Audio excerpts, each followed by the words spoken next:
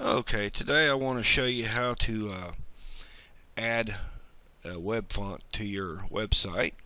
These will be self-hosted web fonts. There's a couple different ways you can change fonts. You use web fonts particularly because you want a different font that most users won't have on their computer, and if they don't have the font on their computer, it's not going to display. Right, it's going to use some sort of default font that their computer does have to display it, like a sans serif or something like that. But anyhow, there's two ways you can change your fonts using web fonts. One, we're going to be using Google Fonts and Font Squirrel to do this today. But if you go to Google Fonts, you can select the font you want. They'll provide you some CSS code and some JavaScript. Put your website and they will host the font for you, or you can download the font, add them to your directory on your website, and when you upload your website, it will upload to your server. I prefer that method over having another website host my font, because if that other website goes down, obviously the font's not going to display. Another reason is, you notice if you ever go to other websites or download Google Ads and Facebook and various other things, it causes the page to load a little slow when you're pulling stuff in to your website from other servers. So I prefer to host my own fonts. So that's what we're going to do here. I'm going to show you how to change that word check right up here to a font called Serena. So first thing we want to do is we want to go to Google Fonts and get the font. So let me do that real quick.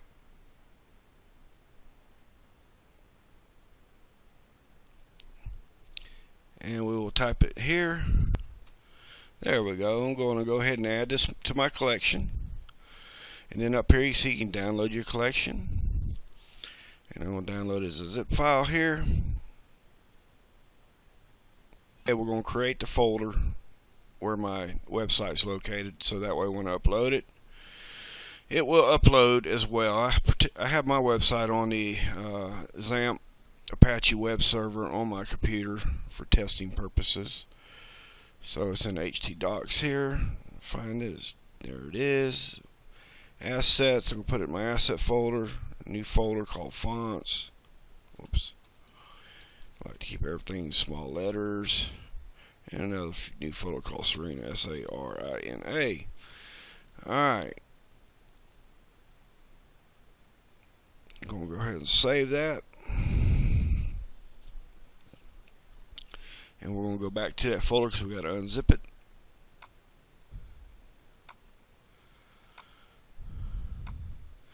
Okay, we're going to unzip it.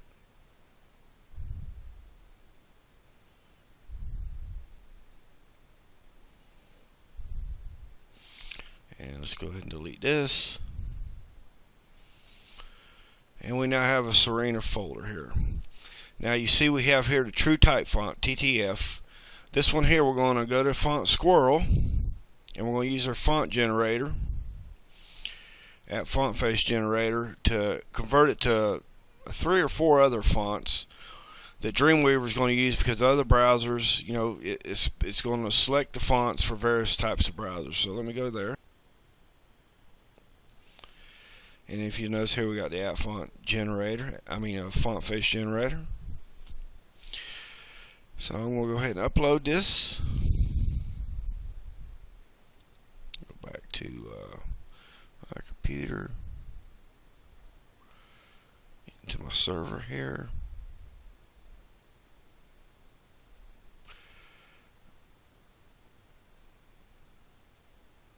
And we'll get the True Type font. We want to upload that. And you have to check the box that these are legal. And yes, the fonts you get from Google Web Fonts are legal to do this with. On download, it's going to take a little bit to download here. It has to convert that True Type font to, I think it's 3 maybe 4 other types of fonts. I don't recall right off the top of my head, but we'll just wait a minute here. Okay, now that we have it downloaded, I want to save that again in the font folder that I had created in my website folder here. I'm going to go ahead and get rid of this string here because I don't want that long number at the end. Just save it as a WebKit zip. And then we're going to go here and we're going to go ahead, let's refresh this. There it is, excuse me. And we'll open that, and we'll go ahead and extract it. Okay, we now have our web font kit. Let me delete this one. Let's go ahead and delete this one because I don't really need any of them. And because I like to keep stuff cleaned up, I tend to delete a lot of stuff. So I want to get all my fonts. I don't need the HTML, the text, or that file.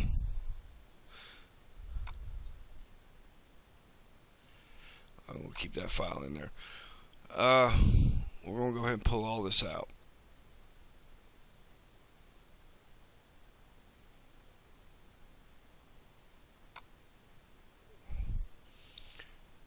And we're going to put it in here. Put it into my main. Alright, so now we got all of our fonts located exactly where I want it on here. We'll go to Dreamweaver. We're going to style this particular word. Okay, we're going to create a new style. We're going to make it an HTML class that can apply to any HTML element. I'm going to call this Serena font so it'll be easy to locate.